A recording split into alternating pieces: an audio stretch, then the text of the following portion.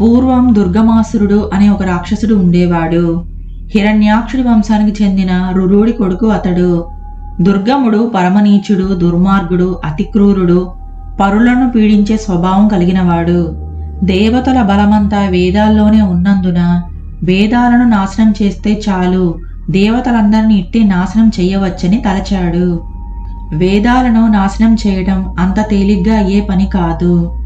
అందువల్ల ముందుగా బ్రహ్మను ప్రసన్నుని చేసుకొని అనుకున్న పని సాధించాలనుకున్నాడు. అనుకున్నదే తడవుగా హిమాలయాలకు వెళ్ళి అక్కడ బ్రహ్మదేవుడి గురించి ఘోరమైన తపస్సు చేశాడు. దుర్గముడి తపస్సు తీవ్రతకు ముల్లోకాలు గడగడలాడాయి. నక్షత్రాలు గతులు తప్పాయి. సూర్యచంద్రులు తేజోవిహీనులయ్యారు. దేవతలంతా హాహాకారాలు చేయడంతో బ్రహ్మదేవుడు హంసవాహనంపై బయలుదేరి దుర్గముడు ఎదుట ప్రత్యక్షమయ్యాడు. దుర్గమాసుర, నీ తపస్సుకు ప్రసన్నుడయ్యాను, వరం కోరుకు అన్నాడు బ్రహ్మదేవుడు.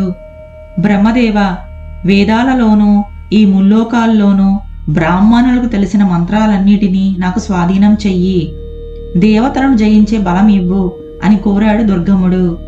తదాస్తు అని పలికి బ్రహ్మదేవుడు అంతర్ధానమయ్యాడు.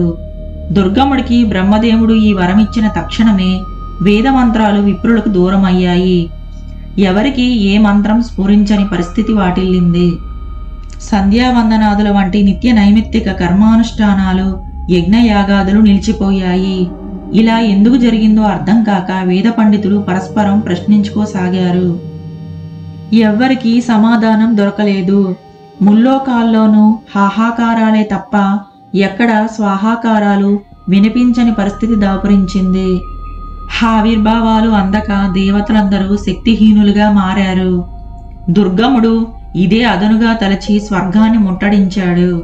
వజ్రదేహుడైన దుర్గముణ్ణి ఎదిరించటం దేవతలకు శక్తికి మించిన పనయ్యింది. అతడి చేతిలో చావు దెబ్బలు తిని తలో దిక్కుకు పారిపోయారు. దుర్గముడు అమరావతిలోని దేవేంద్ర భవనానికి చేరుకున్నాడు. అతడు అక్కడకు రాకముందే సమాచారం తెలుసుకున్న దేవేంద్రుడు అక్కడి నుంచి పారిపోయాడు. స్వర్గాన్ని విడిచి పారిపోయిన దేవతలందరూ దేవేంద్రుడితో పాటు కొండల్లోనూ కోనల్లోనూ ఎవరికీ కనిపించకుండా తలదాచుకోసాగారు.